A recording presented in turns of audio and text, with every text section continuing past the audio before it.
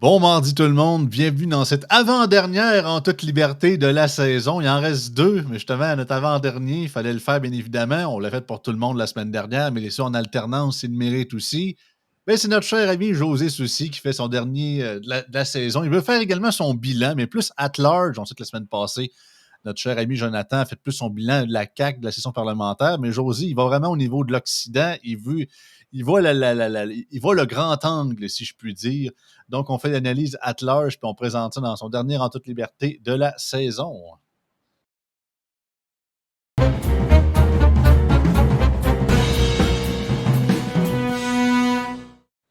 Salut José. Salut, comment ça va? Ça va très bien. Fait beau, fait chaud, c'est l'été. On ne va pas se plaindre de Ouais. plus. Fait que, Ben, il pleut là aujourd'hui. Là. Je oh vais ouais, ben, chialer un peu quand même, mais ça va que le reste de mon bilan, ça va être du chiolage. le monde aime ça, je pense. Moi, je pense que oui. Ben écoute, Ils ont appris à te te connaître, ils ont appris à t'aimer chialer ces bons sujets. Ben, vous êtes bien fait.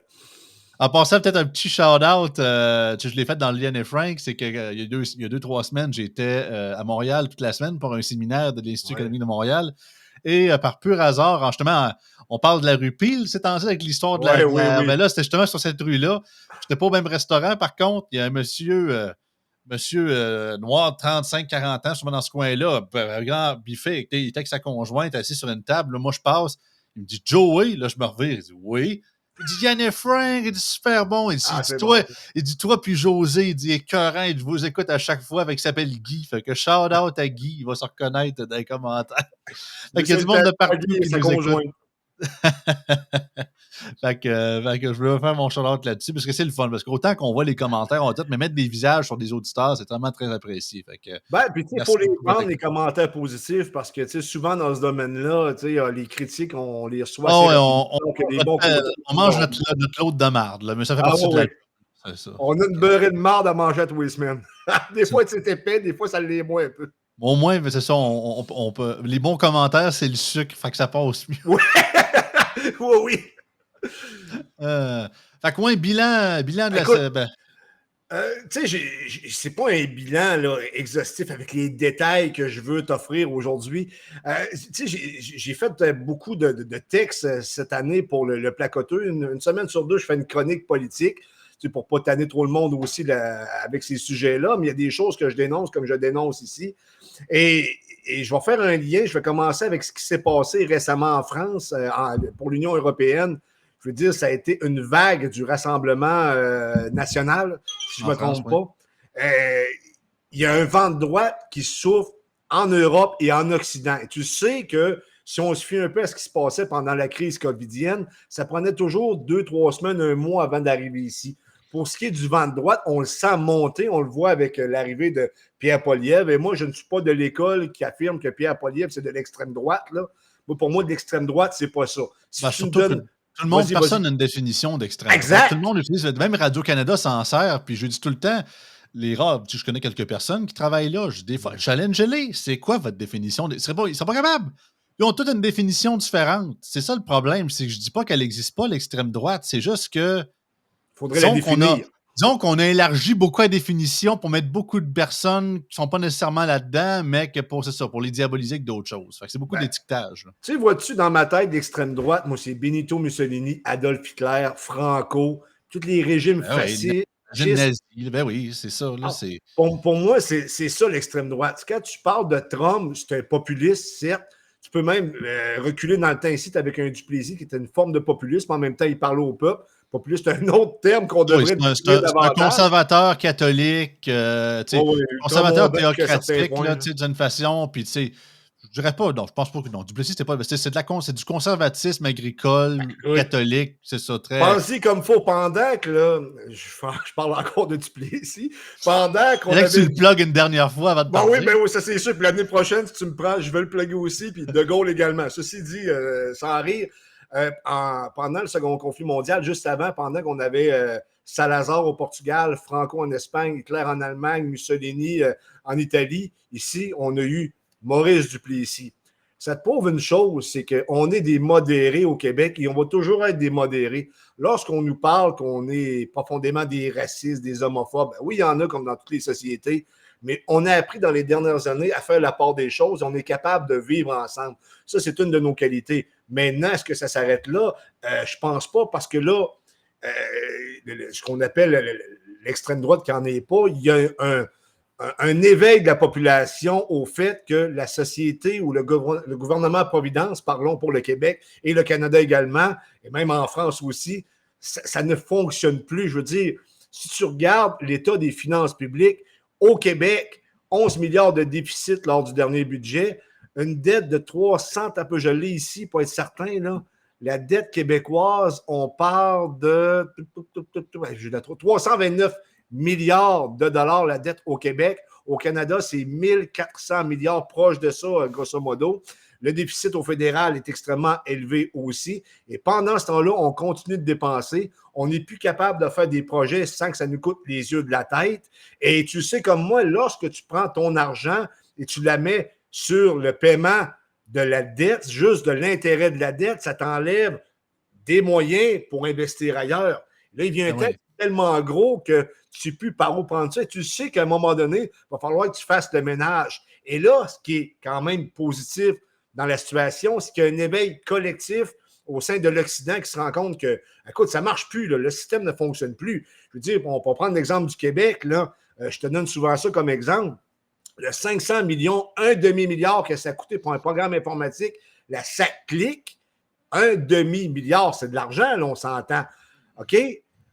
Je donne souvent cet exemple-là, mais j'ai d'autres chiffres qui sont intéressants. Tu sais, le centre Vidéotron, c'était en 2015, tu vas me dire, mais ça a coûté 370 millions de dollars. Sais-tu combien de travailleurs de la construction ça a pris pour construire ce temple du hockey et du spectacle pour la vieille capitale?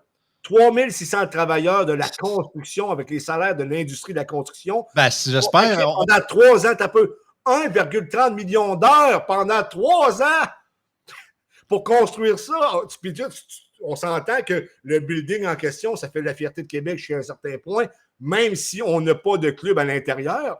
Mais c'est immense, je veux dire, tu arrives de loin, tu le vois, là, le centre Vidéotron. Le gâteau à vanille. Il y a de la grosse machinerie, il y a eu du béton, il y a eu de l'équipement. Ça a coûté moins cher, ça, en 2015, peut-être 9 ans de moins, que le programme de la SAC-Clic, mais il y a quelque chose de tangible, on peut calculer, alors que pour le programme de la SAC-Clic, on peut crissement rien calculer, parce que premièrement, c'est pas ventilé, deuxièmement, lorsque tu demandes des documents, souvent c'est caviardé. Et par ailleurs, comme je le dis souvent, où sont les enquêtes?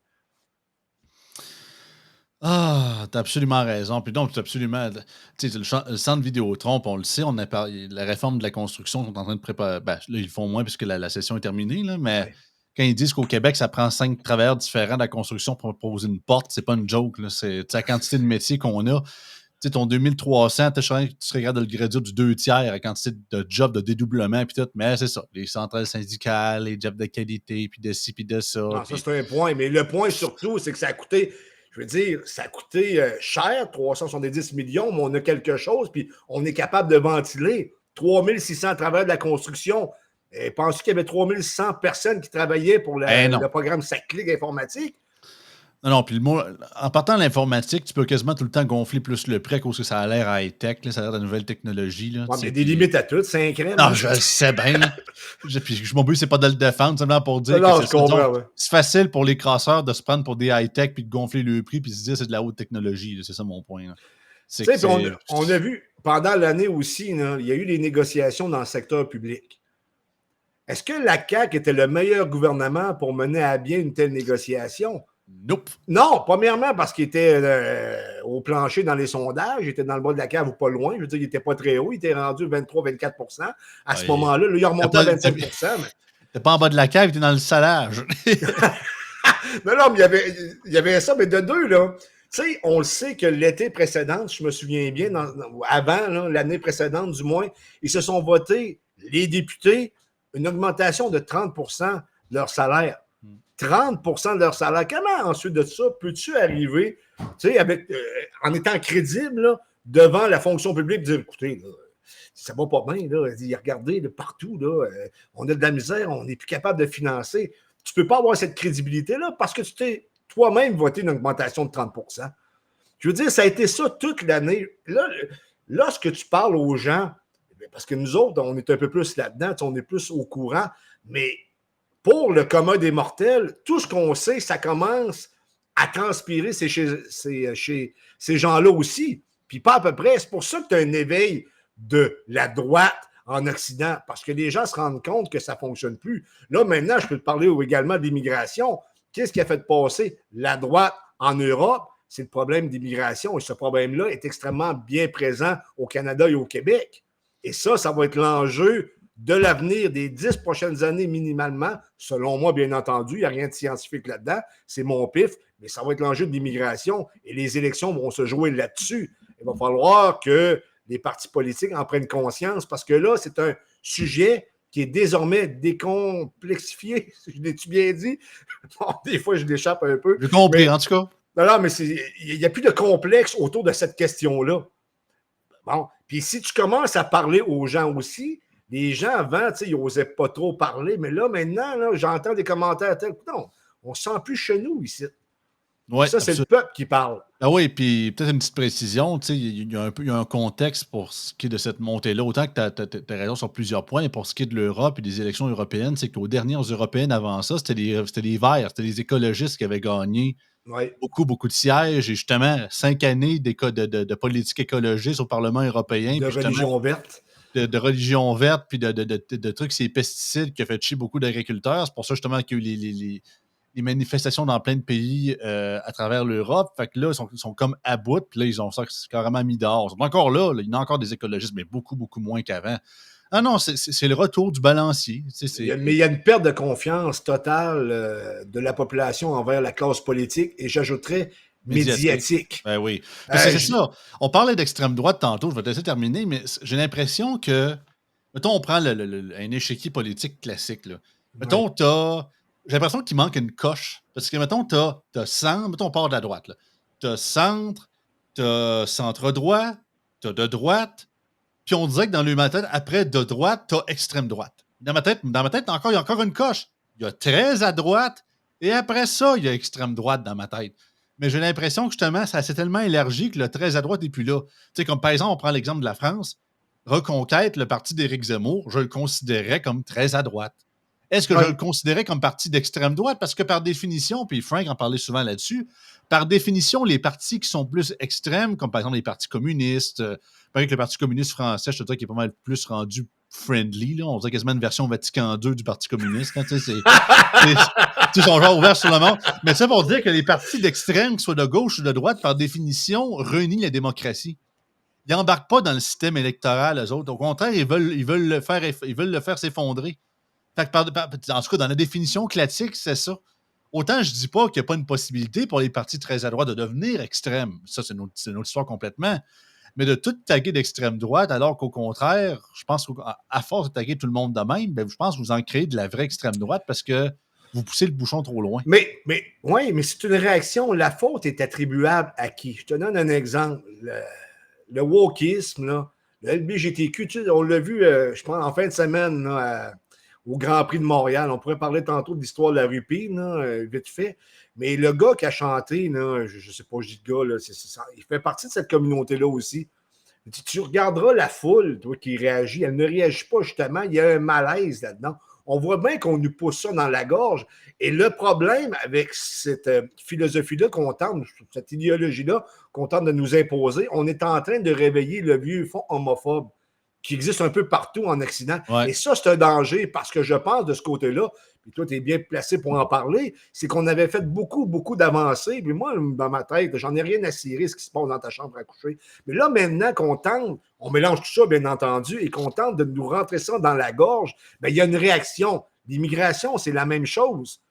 Et plus que tu rentres de l'immigration alors que tu n'es pas capable de les intégrer comme du monde, qu'est-ce que ça fait? Ça réveille le fond raciste, tout simplement. Surtout aussi quand tu traites les gens qui osent poser des questions légitimes, vouloir peut-être baisser ça l'immigration justement d'intolérante, de xénophobe puis de raciste. Mais ça se peut justement qu'à force de traiter le monde de raciste, ben, qu'ils se transforment en racistes aussi, parce qu'ils sont à bout.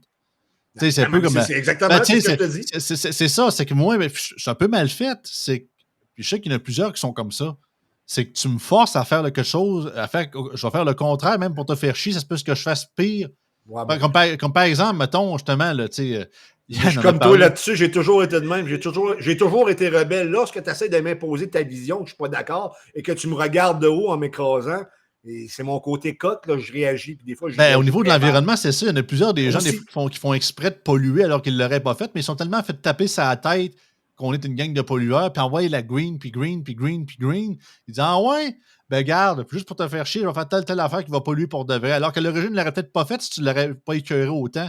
Puis tu sais, je ne vois pas ça dans le même exemple, mais tu sais, Yann en a parlé aujourd'hui dans le show. Il s'est acheté un genre de gros truck Yukon XL noir usagé. Mais tu sais, il n'y avait pas besoin d'un char aussi gros, mais il l'a acheté, oui, parce qu'il a besoin d'un nouveau char, mais il n'aurait peut-être pas acheté un aussi gros, puis il l'a dit, c'était aussi pour envoyer un fuck you aux écolos Oui, aussi. mais C'est un c'est peu une ça. réaction tout à fait naturelle. Ben Arrêtez de oui. nous écœurer. Tu sais, hein, moi, je suis prêt à faire mon bout. Puis je pense que largement, les Québécois, généralement, sont en mesure de faire leur bout. Mais là, on est en train de les écœurer avec l'immigration, le wokisme, la religion verte. Et là, on commence à en avoir plein notre casse. Maintenant, est-ce qu'il faut aller dans un extrême? Je ne suis pas certain. Mais en contrepartie, si les modérés échouent, ce que nous sommes en passant, là, la part des gens qui écoutent ce qu'on fait, toi et moi, on est pas mal plus des modérés qu'il y en a l'air. Ben, ça va être les extrêmes qui vont prendre le dessus. Et là, il va y avoir un danger. Et c'est ça que je crains. Surtout avec les niaiseries. Tu sais, on nous a poussé ça dans la gorge, la crise sanitaire, avec la crise covidienne, des politiques sanitaires, alors que maintenant, c'est en train de se revirer de bord. Pourquoi? Parce que les vérités sont en train de sortir. Mais si on. Et pourquoi on réagit de même? Parce que pendant ce temps-là, ceux qui nous imposaient ça, c'était très, très radical. Là. On s'entend Ben là-dessus. oui. Ben c'est ça, c'est qu'il y a, on le sait depuis toujours, c'est pas nouveau. La classe médiatique, à part quelques exceptions, sont très, je dirais pas modérés, mais sont très plus lousses, plus tranquilles envers la gauche. Ils sont plus à douceur. Oh non, c'est correct, c'est pour l'environnement, c'est pour la planète, puis faut les Ils ont le monopole comprendre. du cœur, la gauche, en C'est réalité. ça. Ils ont Ben le alors, monopole de la vertu, alors que la c'est ça, droite, nécessairement, t'es soit un fasciste ou fouille-moi quoi, un c'est ça. Trumpiste. Fait qu'il y a une condescendance d'un côté plus que de l'autre, Exact. alors que pour certains, souvent, c'est plus autant extrême, tout autant extrême que certains autres mouvements plus à droite de l'autre côté. Mais ça, ils n'en parlent jamais. Fait que là, à face value, tu penses que la gauche est vertueuse, tout va bien, puis tu penses que l'extrême droite a comme, je sais pas, là, c'est comme de la création, comme on dit en latin, ex nihilo, là, c'est spontané comme ça. Du jour au lendemain, du monde se sont levés puis se sont dit j'haïs les immigrants, je suis d'extrême droite, puis les mouvements ont parti de rien comme une sorte de forme magique. Là. Ça fait quasiment comme Ginny fait-moi rêver. Là, elle a bougé son nez, puis tout a apparu du jour au lendemain. Hein. Alors que c'est pas ça. C'est justement, c'est les réactions contraires. Si vous avez poussé trop loin d'un côté, souvent poussé par les médias qui mettaient pas justement d'avant les discours d'opposition plus modérés, ben vous avez les fruits de ce que vous récoltez, gang de gnochons. Vous venez pas chialer après, là. Tu sais, j'écoute souvent Jeff Fillion qui parle qu'au Québec, on n'a plus de fun. Jeff, il doit avoir 55, 56, il a à peu près 10 ans de plus que moi, mais je comprends très bien lorsqu'il parle des années 70 et 80. Bon, moi, je suis né en 79, je n'ai pas connu les années 70, mais j'ai un excellent souvenir des années 80. Puis je peux dire une chose, que ça a totalement changé. Et pas ma conclusion, mais une des raisons, je pense, pourquoi on a évolué comme ça, c'est qu'à partir des années 90, tu sais, dans le temps, tu n'as pas connu ça, on avait 2 postes de télévision. On avait, ou 3. Radio-Canada, Télémétropole, l'ancêtre de TVA, puis il y avait Radio-Québec, qui est Télé-Québec maintenant. Tu avais un poste en anglais ou deux, mais on ne l'écoutait pas parce qu'on ne comprenait Ben, pas l'anglais. j'ai connu la deuxième version, moi. Mais tu sais, pour ceux qui n'avaient pas le câble, dans mon coin, t'avais le 3 qui était Radcan, t'avais le 4 qui était TVA, t'avais le C'est ça. 5 qui était le poste en anglais, puis Tu as t'avais eu TQS Télé-Québec. après qui est arrivé dans les années C'est ça. 80, le milieu T'avais des années 80. Télé-Québec, puis le poste 8, puis t'avais le 9 qui était TQS quand ça a parti. Fait que Bon. tu avais comme 3, 4, 5, là, tu sais. Puis à ce moment-là, tu avais 3 bulletins d'information, grosso modo. Tu en avais un le midi, un à l'heure du souper, puis un à 10 ou 11 heures. Ouais. Okay? Puis après ça, il nous passait les résultats de la loterie de l'Auto-Québec, puis un film à Télémétropole, à bon souvenir. Mais on n'était pas bombardé d'informations de la sorte. À partir de fin des années 90-2000, on s'est fait bombarder d'émissions de toutes sortes et les nouvelles en continu sont apparues. Ouais. Donc, les nouvelles en continu, tu sais, pour que ça poigne, je suis journaliste, je sais de quoi je parle, c'est du crunchy. Tu sais, quand j'étais à CMA TV, j'ai réussi à augmenter les chiffres, pas parce que je faisais du grand travail de journaliste tout le temps, je parlais de choses qui intéressaient les gens. Je le savais par le Google Analytics. Ben, ils ont commencé à faire peur au monde. C'est devenu un peu la politique de la peur. Et là, maintenant, les madames, les baby boomers surtout, là, je ne veux pas les dénigrer parce qu'il y en a qui sont extrêmement réveillés, voire plus que moi, mais généralement, ben, ils se sont mis à avoir peur, Ça fait que là, on a arrêté de sortir. Et moi, dans mon temps, je partais, je disais, bon, je vais revenir, exemple, à 8 heures. C'est beau, je partais, ben, elle me laissait aller à cette heure. Où tu vas? T'as peu, je vais appeler le parent. Est-ce que José pourrait aller voir Marco chez vous à tel. Tu sais, c'était pas de même. Moi, j'ai appris avec une certaine liberté où ce qu'on avait peut-être, je sais pas, peut-être qu'on n'était pas conscient, mais en même temps, il fallait qu'on soit comme ça parce que lorsque tu te mets à toujours vivre dans la peur, je veux dire, tu n'avances nulle part. Ben, je pense que c'est ce qui est arrivé un peu, ce qui explique possiblement ce qu'on vit actuellement. C'est-à-dire qu'on vit tellement dans la peur parce qu'on est connecté à nos 6 monarques d'écran qui font en sorte qu'on est rendu des peureux puis du monde qui n'ont plus d'initiative. Puis, Ben, oui, puis non, parce que, tu sais, je ne autant dis pas que j'ai raison, là. Non, je pense que tu as en partie raison sur le principe des vieilles générations qui sont encore stickées sur la TV. Tu sais, puis que tout ce qui est en CHSLD, RPA, en tout respect pour nos aînés, quoi que ce soit, ben, ils sont plus souvent qu'autrement parqués devant la TV parce que c'est ça, pour les petites madames qui travaillent là, disons que c'est plus facile à gérer. Oui, mais la génération aujourd'hui, c'est encore la vieille qui ont été habitués à écouter la télévision. Oui, Moi, je fais partie un peu de cette génération-là. Malgré qu'à 45 ans, je veux dire, je suis comme un peu un hybride. Là. Je me promène un peu partout. Mais l'ancienne génération, les baby boomers, ben, sont encore plugués sur la télévision. C'est ça, mais il nous reste 15-20 ans à peu près à s'occuper de ça avant vraiment que là, on commence à embarquer dans des générations qui ont eu le temps de connaître Internet, puis les nouvelles technologies, puis s'informer ailleurs que les médias mainstream québécois, puis justement qui voient au-delà du dôme. Là. Je pense que c'est pas éternel. Et par contre, c'est comme dans tout, c'est un homme à double tranchant. Là. Tu sais, quand il parle justement d'histoire, le temps d'écran chez les jeunes, le temps d'écran chez les jeunes. Non, mais c'est pas les écrans qui sont le problème, c'est le temps que tu mets dessus. Tu sais, c'est le bon vieil adage de l'apothicaire, à forte dose, tout ce qui peut guérir tue. Là, tu sais, c'est tout ce que justement le principe que si tu passes 6 heures sur ta tablette, ben, c'est pas une bonne idée. C'est sûr que moi, je serais jamais anti-technologie parce que sinon, c'est quoi? On est contre les écrans, c'est quoi? On tourne dans le temps d'une paix? Là? C'est quoi?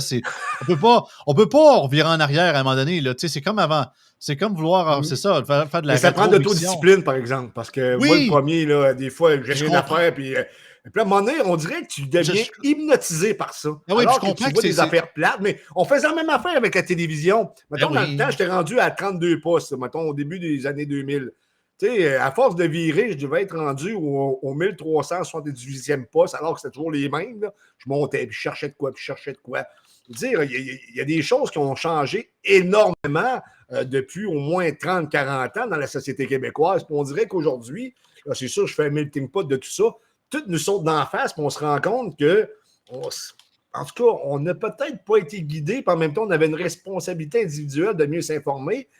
Et aujourd'hui, comme je te dis, ça nous pète d'en face, puis on se rend compte que la société occidentale, parce que c'est pas juste au Québec qu'il y a une crise, c'est un peu partout. Absolument. Puis, écoute, c'est tellement... Je pense que c'est ça. On parle souvent que ça va pas bien, puis tout. Puis à un moment donné, il y a un creux de la vague. Là. Je pense qu'à un moment donné, on l'a touché le frame. Là. Oui, mais n'en demeure pas moins que, on va revenir un peu à la politique. Il fait un temps recul, là, peut-être de 10 ans, là, au moins avant la crise covidienne. Tu penses-tu que le gouvernement libéral sera encore en place avec la multitude de scandales qu'il y a eu durant le règne de Justin Trudeau? Les cossins avec la firme McKinsey, c'est pas juste ici en passant. Là. Les gens ne le savent pas. Ils ont les mêmes problèmes en France. Partout, oui. Ben, il va falloir à un moment donné qu'on se pose des questions. Puis là, c'est mon côté complotiste qui ressort. Là. Est-ce qu'il y a des institutions ou des organismes suprapolitiques en dehors de ce qu'on connaît, si on veut, qui tirent des ficelles, où on a essentiellement affaire à une litanie d'incompétents? Parce que juste la gestion de la COVID avec les multitudes de décisions niaiseuses qui se sont prises là, alors qu'on le voit que ça n'a plus aucune commune mesure, parce que Fauci l'a avoué récemment aux États-Unis. C'est des bullshit. Mais puis là, ça ne réagit pas plus que ça. Il dit, hey, on a fermé le Québec, On a coupé des droits et libertés à des citoyens. C'était une dictature ici. À partir de 8 heures à Berthier-sur-Mer, je ne pouvais pas aller me promener dans la rue. Tout ça pour des hosties de règles inventées qui n'avaient aucune base scientifique. Je veux dire, c'est un scandale. Mais ça ne dérange pas, on dirait. Non. Tu sais, c'est comme... Mais non, les médias sont comme Geneviève Peterson. J'étais bien, moi, me faire confiner, puis durant la pandémie, puis tout. On était assez bien écouter du Netflix. Ben oui, hein, te rappelles, José, on entendait les grenouilles dans le port de Montréal la première fois depuis des décennies. Hein? Te rappelles-tu de ça? Si, bol. Des sociétés ridicules, mais ce qui me frappe en même temps, c'est que, écoute, possiblement, je vis dans un monde parallèle, puis toi aussi, c'est qu'on s'intéresse beaucoup à ces choses-là. Moi, pendant la crise covidienne, j'ai été assis à ma TV, puis j'ai essayé de réveiller les gens pour dire ça n'a pas de bon sens ce que vous vivez, là. Je veux dire, il fallait que je sois, comment je te dirais, prudent, parce que je n'étais pas à une place que j'étais.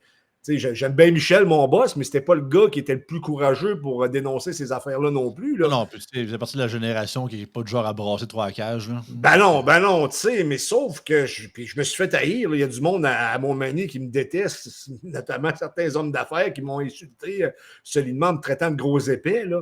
Il a fallu que j'avale ça.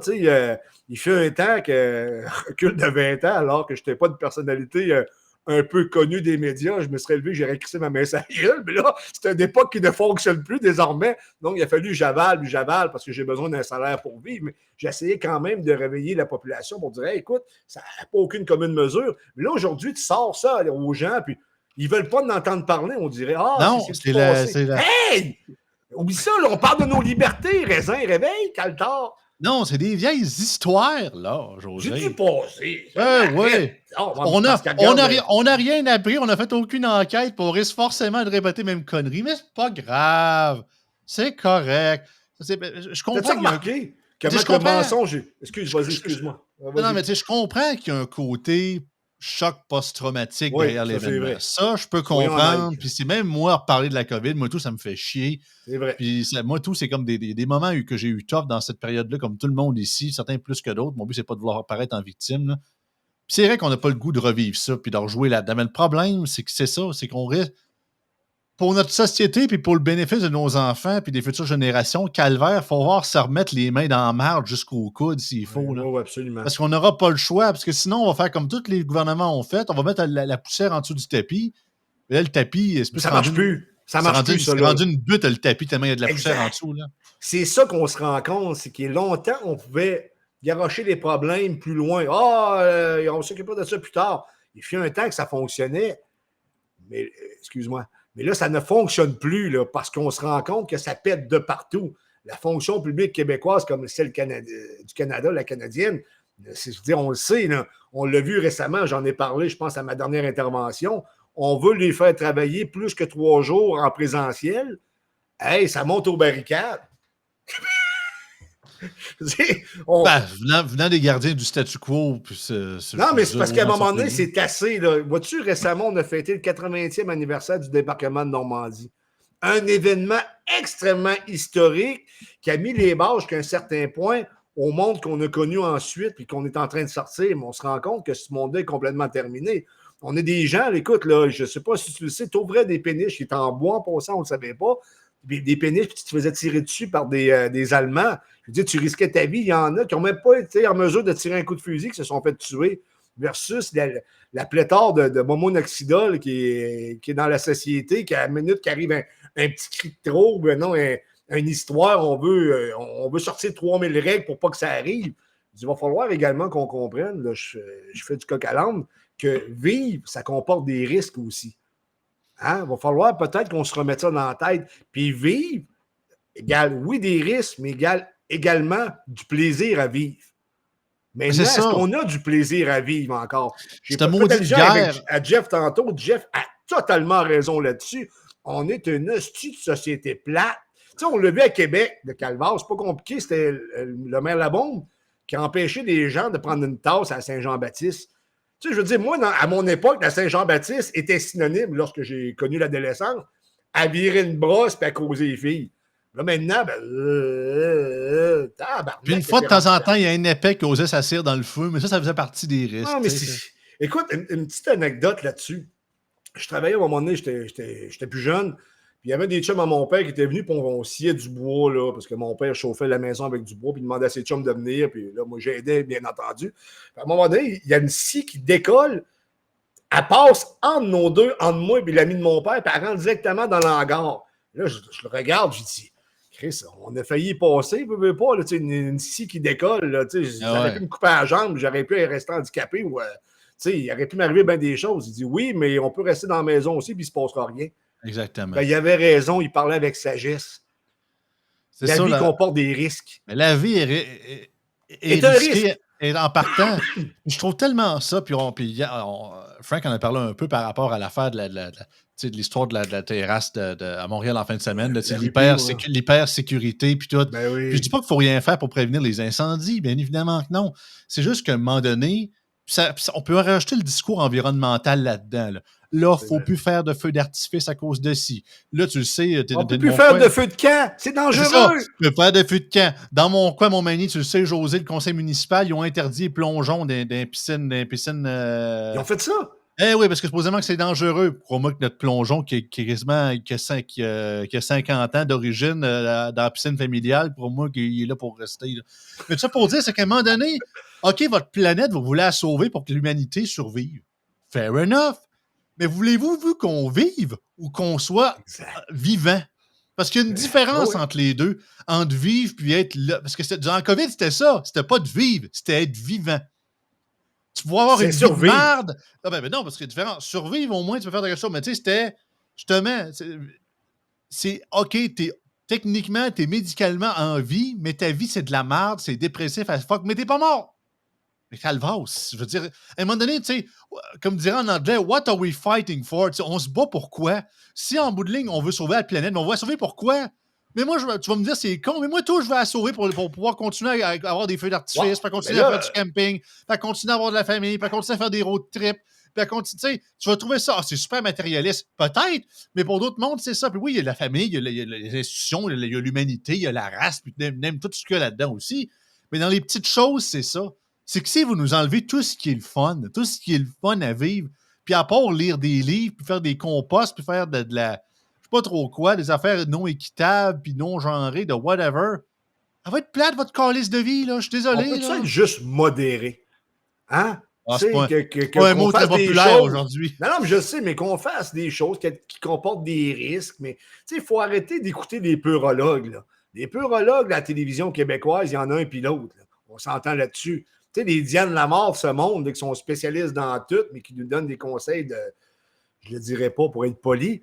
Je veux dire, il va falloir à un moment donné qu'on reprenne à vivre. Moi, je me souviens, j'ai la nostalgie, alors que j'étais bien jeune, des années 80 où il y avait une liberté qu'on a perdue avec le temps. Et parle aux plus vieux, notamment Jeff, qui en parle souvent, c'est quelque chose qui s'est perdu. Et là, ce qui est arrivé, notamment à Montréal, avec l'incident de la terrasse avec la rue Peel, c'est un manque de jugement total. Là. À un moment donné, il dit, garde, il n'y a pas de trouble. Là, je veux dire, le Oui, Grand Prix, c'est mais Noël. Je veux dire, pour les commerçants, là, on s'entend, ils vont faire de l'argent, mais en même temps, on dirait qu'on ne veut pas. Mais si vous ne voulez pas que les gens fassent de l'argent, il va falloir que vous coupiez dans vos programmes sociaux. Parce que pour avoir des programmes sociaux, que vous vouliez ou pas, ça prend de l'argent. Et si ça prend de l'argent, ça veut dire que ça prend de l'activité économique. S'il n'y a pas d'activité économique, il n'y aura pas d'argent, donc pas de programmes sociaux. absolument. Puis c'est même pas juste une question de mauvais jugement. Le boss du service incendie de Montréal, Puis qui est la allé à Mario pointe, Dumont aujourd'hui, la ouais. pointe, puis il a dit que c'était vraiment grave, puis c'était justifié. Ah, ben oui, il Je, mouillait. je veux pas être méchant, mais m'a dire, ben, en tout cas, Simon Rochelat parlait un peu dans notre chat, je vais pas trop divulguer tout ce qu'il disait, mais en gros, c'est qu'il y a quand même beaucoup de monde qui essaie de justifier leur bullshit job aussi. Là. Je veux pas être méchant, là. Je dis pas que les services de prévention des incendies méritent pas d'exister, juste qu'à un moment Hey, donné, justifier l'injustifiable, là, pour à justement Montréal, justifier là, ton salaire, là, c'est pas la première fois qu'on voit ça. Là. C'est pas à dans les Montréal, fonctionnaires. Là. j'ai parlé récemment avec quelqu'un qui avait travaillé pour l'opposition dans les années 80-90. Il faisait des enquêtes pour l'opposition. Puis il y avait de la corruption là comme il y en avait pas ailleurs, selon lui. Là. Imagine-toi aujourd'hui. Je veux dire, il n'y a rien qui fonctionne dans cette ville-là comme elle devrait fonctionner. On se rend compte que cette ville-là est en décrépitude et que l'actuel chef de Montréal, qui est la mairesse Valérie Plante, en l'occurrence, ou comme plusieurs la nomment d'une façon humoristique, la ricaneuse, elle ne fait pas aucunement le travail. Là. Ce qu'elle nous vend, elle nous vend un Montréal qui ne se développe pas. qui Il est ne faut pas plate. oublier une chose, que Montréal a déjà été la métropole du Canada. Elle ne l'est plus depuis fort longtemps. Et malheureusement, avec le leadership qu'on a actuellement, elle ne le redeviendra pas sous peu. Ah, c'est ça. Mais c'est ça. On va pogner le tournant, mais comme je t'ai dit un peu avant qu'on débute l'enregistrement, je pense qu'on va être encore les derniers à le pogner, le Christy de vin. Oui, mais ça va venir. Puis sincèrement, il y a quand même de l'espoir parce que. J'ai quasiment peur, José, qu'au moment qu'on commence à faire notre tournant conservateur, ben, tous les tournants vont être faits, puis ils vont déjà recommencer à pogner du monde de gauche. Oui, c'est ça. Finalement, oui. Ça fait trop longtemps qu'on traîne dans le conservatisme et la droite, l'extrême droite. Ah, c'est ça. J'ai l'impression que c'est ça, la parade, ça va faire genre 3 ans qu'elle va être passée, puis nous autres, on s'est dit, il faut être dans la parade. Là. Mais ouais, ben, fini la parade, ça fait 3 ans. Mais le peuple est en train de se réveiller, peut-être pas assez vite à notre goût. Ça, j'en suis convaincu. Sauf que il y a un vent conservateur qui souffle en Occident. Et ici, ça va arriver également. Et comme je le dis souvent, parce que je demeure un indépendantiste, et si le Parti québécois est assez intelligent pour se rendre compte de ça, il serait peut-être plus en mesure de nous proposer un projet qui redonnerait de la fierté aux Québécois. Mais ça, sincèrement, je ne suis pas certain parce qu'ils sont encore beaucoup ancrés sur la gauche. Juste récemment, je parlais avec quelqu'un qui est un militant du Parti québécois, puis je lui aurais dit, juste pour la région de Québec, il faut que vous donniez votre aval pour un troisième lien. Il y a 70% des gens qui veulent un troisième lien à Québec. Lui, il m'a répondu, l'indépendance ne se jouera pas sur le troisième lien. Je dis non, elle ne se jouera pas exclusivement sur le troisième lien. Par contre, si vous voulez emmener ces gens-là à voter pour votre projet, il faut que vous leur donniez quelque chose pour qu'ils commencent à tendre l'oreille pour votre projet. Ben, c'est ça, j'étais un gros épais, que je te dis. C'est la politique 101. Quand tu vas voter, tu votes pas parce que c'est ça, tu trades ton vote pour quelque chose d'autre. C'est pas une question de vous me le devez, votre vote. Non, je te dois rien, moi, le Taouin. Non, mais je veux dire, il faut que tu crées une coalition, c'est pas compliqué, puis il faut que tu penses à tout, puis il faut que tu vois les tendances arriver. Moi, la tendance conservatrice, je l'ai collée, ça fait 2-3 ans, je pensais qu'elle allait plus se matérialiser avec Éric Duhaime, sauf qu'après coup, je me suis rendu compte que le timing n'était pas bon pour lui. Maintenant, elle peut se matérialiser de plusieurs façons. Est-ce que ça va être Éric Duhaime ou ça va être un autre parti qui va prendre le virage un peu plus à droite conservateur? Parce que la volonté du peuple est là actuellement, même si elle ne paraît plus ou moins par rapport que les médias nationaux sont encore quand même assez forts. Mais si tu regardes le fait que les médias nationaux sont en train de perdre énormément de terrain, malgré qu'ils ont changé leur fusil d'épaule sur bien des sujets, le conservatisme et la pensée de droite avancent assez rapidement. Pas assez vite au Québec, peut-être, mais elle avance. Ah oui, absolument. Mais c'est ça. Comme je te dis, j'ai l'impression que si PSPP décide de faire un 180, puis tout d'un coup, c'est PSPP le conservateur, ou du moins le conservateur centriste, ça va me prendre un bout pour y croire. M'a dit, comme je t'ai dit avant d'enregistrer, il va falloir qu'il me l'explique son chemin de Damas, là, comment il s'est rendu là, parce que c'est ça, là, parce que perso, autant tu dis, le gars, justement, qui était supposément un fédéraliste convaincu, amoureux, pas amoureux, mais grand ami de Mélanie Joly, là, il est rendu un souverainiste. L'intellectuel Mélanie Joly. Ouais, c'est l'intellectuel, Mélanie Joly. Mais ça, pour dire que c'est ça. Fait, disons que même s'il dirait du jour au lendemain, je suis pour le troisième lien, vous avez raison, l'État-providence, c'est de la merde. Je vais attendre, me dire. Ça ne sera pas de même. C'est ça, tu sais. Il ne dira pas que l'État-providence, c'est de la merde, mais il va falloir qu'ils comprennent qu'on ne peut plus aller ou avancer avec les mêmes recettes que le passé. La révolution tranquille, là, est complétée. Là, on est rendu ailleurs. Il faut qu'on sorte de ça. Elle a eu son utilité parce qu'elle nous a réveillés sur le monde. Mais en même temps, on voit les contre-coups de ça. C'est un peu comme, je parle du coq à l'âne, comme le libre-échange. Quand on a embarqué dans le libre-échange, puis jusqu'en 2020, ça allait quand même bien. Mais on s'est rendu compte, notamment pendant la crise covidienne, c'est que nos industries n'étaient pas aussi fortes qu'elles étaient. On s'est désindustrialisé. Et il y a un coût à payer pour ça. Maintenant, tu es dépendant des autres pays. Et s'il arrive une crise, les autres pays vont se choisir avant de nous choisir, tu comprends? Fait qu'il y a des choses on est, je pense, au bout de cette logique-là. Il faut revenir à, tu sais, pas se refermer sur nous-mêmes, c'est pas la bonne expression, mais il faut retourner vers des valeurs plus traditionnelles sans pour autant retourner dans les églises à l'époque comme dans le temps. Ben, c'est réinvestir sur le terrain, mais pas nécessairement pour se fermer la porte à tout le monde. Là. Puis c'est ça, le mouvement MAGA puis le mouvement America First aux États-Unis pro-Trump, c'est ça. Hein. C'est que là, sacrément patience avec vos guerres impérialistes, puis on part 3-4 guerres ici, puis là, puis on construit 500-600 bases américaines à travers la planète, puis on diffuse que le 3/4 de notre cash de budget là-dedans. Là, réinvestissez aux States, réinvestissez dans les infrastructures, réinvestissez dans les programmes sociaux, réinvestissez sur notre terrain, comme dirait, dans la mère patrie. Là, non, mais c'est clair.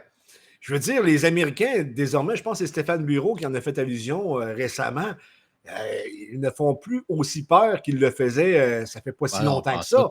Ils sont challengés. Biden est un des présidents, sinon la présidence la plus faible depuis énormément d'années. Depuis au moins le second conflit mondial, c'est clair. Ah ouais, c'est sûr, même si c'est pas avant. C'est une faiblesse. Puis écoute, on le sait qu'il n'est pas tout à fait là. Mais en même temps, je me disais ça, je te partage ma réflexion d'aujourd'hui. Il n'y avait pas mieux que ça à présenter chez les démocrates.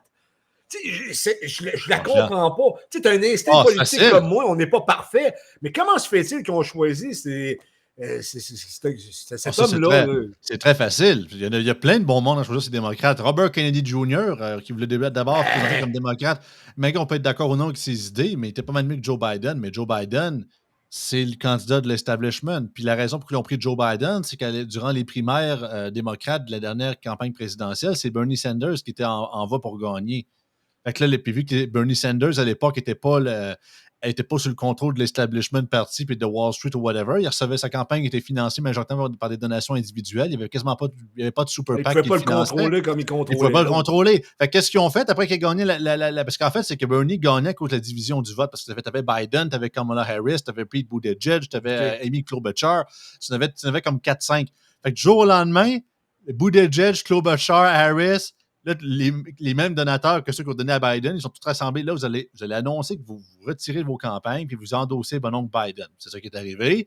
Fait qu'aux prochaines primaires, le vote s'est coalisé puis Bernie s'est fait tasser parce que justement, ils sont coalisés vers mon oncle Biden. C'est aussi simple que ça. C'est pas parce qu'il est bon, là.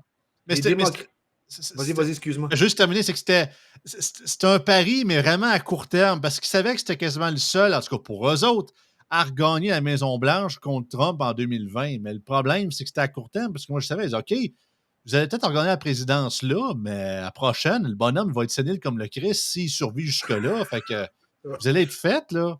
Mais c'est ça, c'est qu'il ne va pas plus loin qu'une élection, l'establishment démocrate. Qu'est-ce que je te dis? Fait que c'est ça. Mais les démocrates, actuellement, sont en panique. Alors, absolument. Parce que les sondages, écoute, ça, c'est mon opinion, peut-être que je me trompe, là. Les sondages qu'on voit au national ne sont pas représentatifs de ce qui se passe sur le terrain, à mon sens, parce que toutes les vedettes sortent.